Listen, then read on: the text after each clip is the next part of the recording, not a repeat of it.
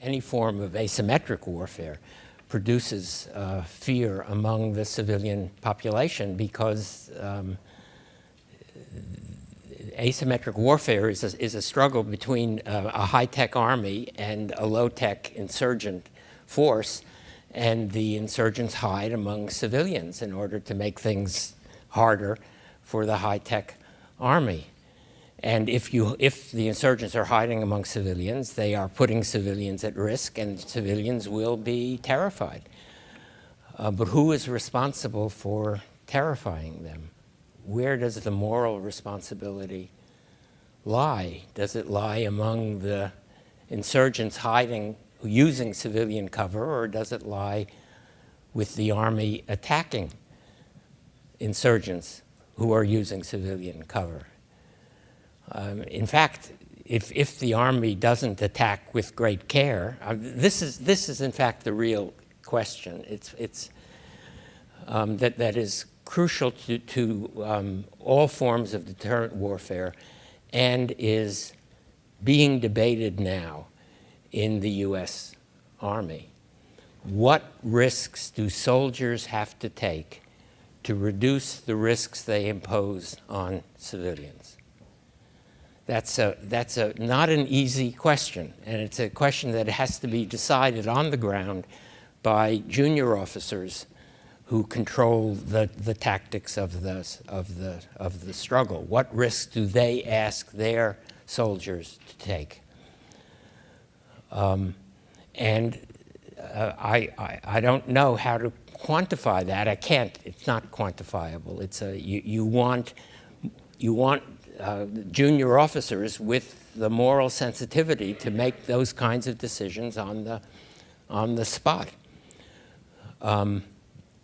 I can give you a standard example, which is which is a typical incident in Afghanistan, which prompted the new rules of engagement that General McChrystal issued, and which many soldiers resented.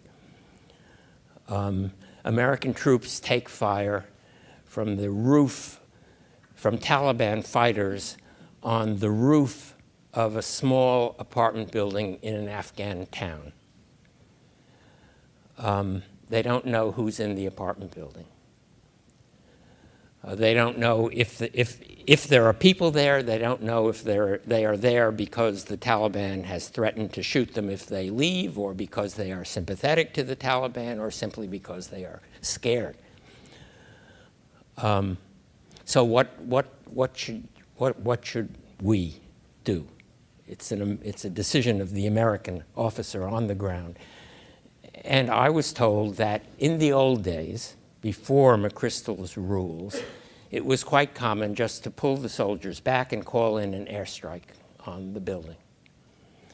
And if there were people in the building, they got killed, and you got the militants on the roof, presumably, and the others were collateral damage. The new rules of engagement say you can't do that. You can't call in an airstrike if you don't know who's in the building. So what do? Well, you can try to get soldiers on the roof of an adjacent building so that they can shoot directly at the Taliban. You can have a real firefight, but that puts the soldiers at risk, a risk that they wouldn't have at all if you called in an airstrike. Or you can send soldiers into the building to find out who's there. And that also puts the soldiers at risk. Or you can just pull back and say, well, we'll get the guys on the roof another time. We'll fight with them another time. This isn't a good time because civilians are at risk, and you just withdraw.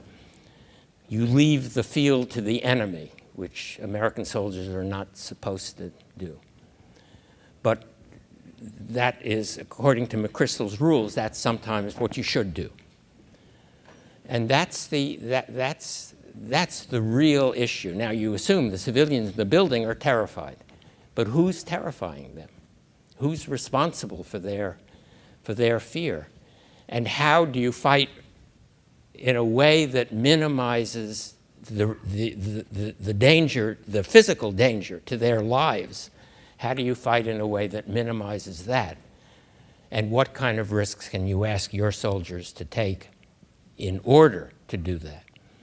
Those questions are actually being debated inside the Army right now, and they are the toughest. They are the toughest questions.